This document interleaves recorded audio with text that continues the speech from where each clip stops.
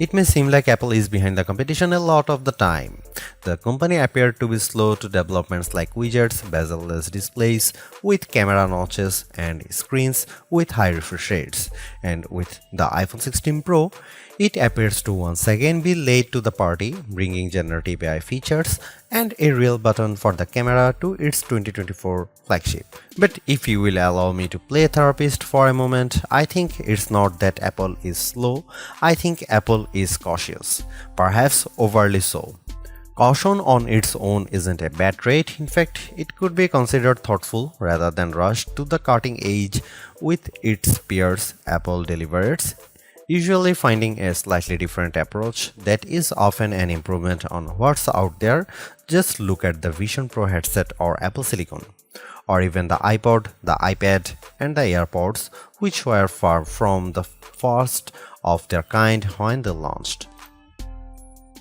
With the iPhone 16 Pro, the focus is on cameras and Apple Intelligence. The problem is Apple Intelligence isn't quite here yet.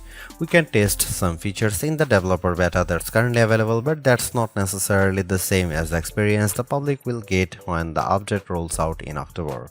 It's not unprecedented for new iPhones to launch without some marquee features, sure, and thankfully there is still plenty that the iPhone 16 Pro brings. From camera control, the Fusion camera, and other video related updates to slightly bigger displays and iOS 18, the iPhone 16 Pro and Pro Max are intriguing successors, even absent the wanted intelligence features that are still to come. Even if you are not a glutton for buttons, there are still some camera updates that might intrigue you. This year's flagships sport what Apple calls a 48 megapixel Fusion camera, which has a faster quad pixel sensor. This enables what the company describes as zero shutter lag, which is wording it has used repeatedly over the years. In this case, it's referring to how quickly the camera will capture a shot after you press the shutter button. I will admit I was initially confused by this update, in part because it requires relearning some behaviors I had adopted to mitigate the shortfalls of older cameras. Basically, the iPhone 16 Pro's cameras are now so fast that when I asked someone to throw something so I could capture it in motion to see how still the images were, my shots ended up being of the person holding the object. Our video producer and I were very confused, and it wasn't until the zero shutter lag concept was explained clearer to me that I got it. I had become used to pressing the shutter early, since cameras, in my experience, would be fractions of a second slow. Apple has become so fast that it actually captured the literal moment I tapped the button instead of the split second after, when the object was in mid-air. Depending on your mood, the new photographic styles can be fun or serious. Apple's tweaked the built-in camera filters to not only offer more options but give you greater control. Due to how the company has refined its processing each year, there is also an improved depth map captured when it detects a face in the scene. This, combined with a greater focus on color science around skin tone, has led to what might be my favorite new iPhone 16 feature. Whether I shot them in portrait mode or not, photos of people what I took using the iPhone 16 Pro were a dream to edit. Simply switching between the standard, natural, luminous, quiet, or ethereal styles already resulted in improvements to be colors and shadows, but I could also tap on each thumbnail to access the new editing touchpad and drag a dot around. This let me more precisely tweak the hues and contrast levels, and an additional slider will let me adjust how warm the image was.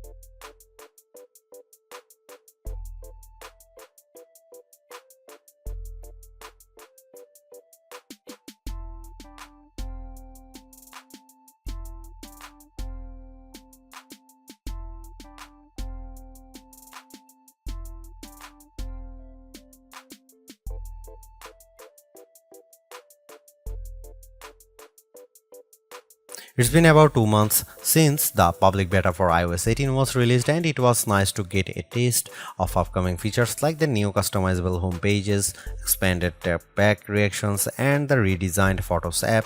With the iPhone 16 launch, iOS 18 is basically ready for prime time with some caveats. This year, more than ever, it's hard to figure out what's coming to your iPhone and what isn't.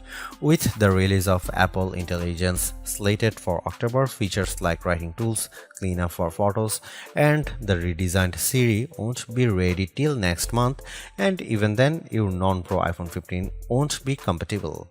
Plus, some features that were teased at WWDC like Genmoji still haven't been added to the iOS 18.1 developer beta, which is where most Apple Intelligence features have been arriving as a preview for app makers. Within the iPhone 16 lineup too, there are things coming only to the Pro models like multi-layer recording in voice memos.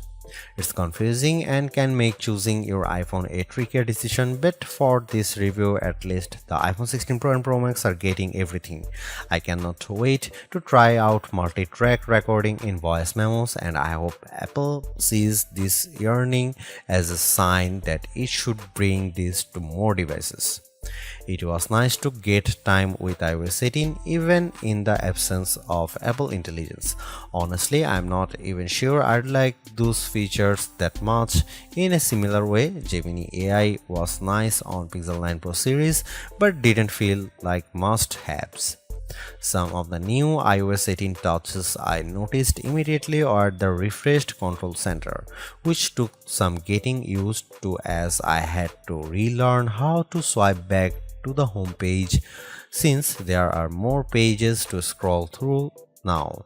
I especially enjoyed seeing the new little chat bubble appears on my voice recordings, indicating that a transcript had been generated for them, and though I haven't exchanged messages with Android toting friends yet, I'm glad to see RCS support is finally live this week. Though I was excited for the new custom routes tool in Maps, I struggle to actually create them.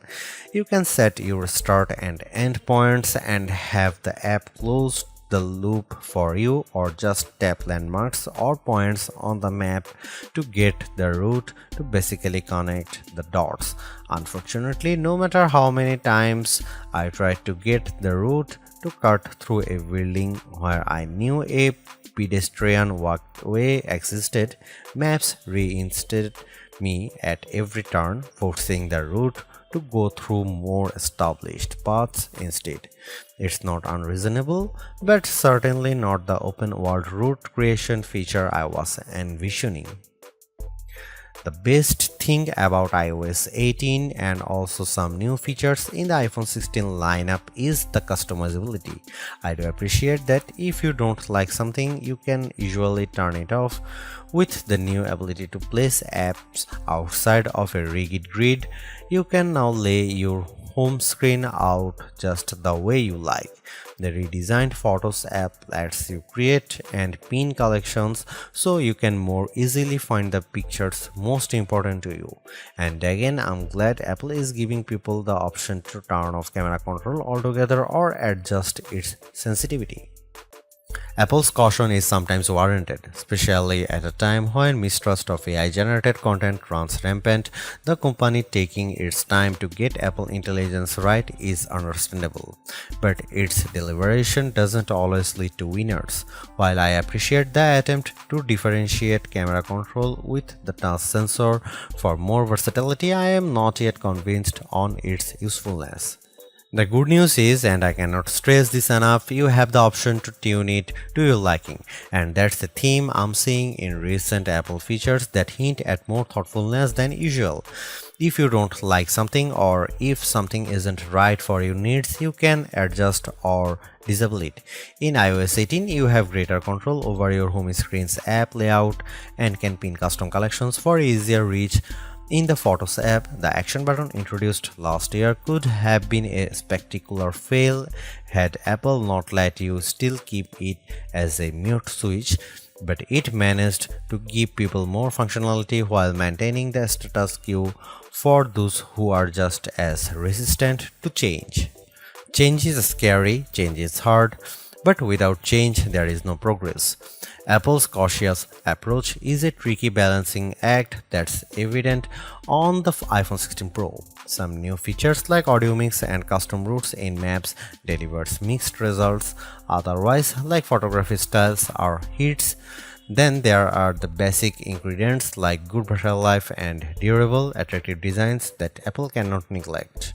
The iPhone 16 Pro's subpar battery life holds it back from beating the competition, which is stiffer than ever this year, especially from Google. Luckily for Apple, most people who have iPhones are going to stick with iPhones. It's just easier. For those already sucked into the ecosystem, the iPhone 16 Pro are worth the upgrade from a model that's at least 2 years old. If you already have an iPhone 15 Pro, for the sake of our planet and your wallet, you might prefer to hold off on upgrading, especially since this year's devices aren't that much different.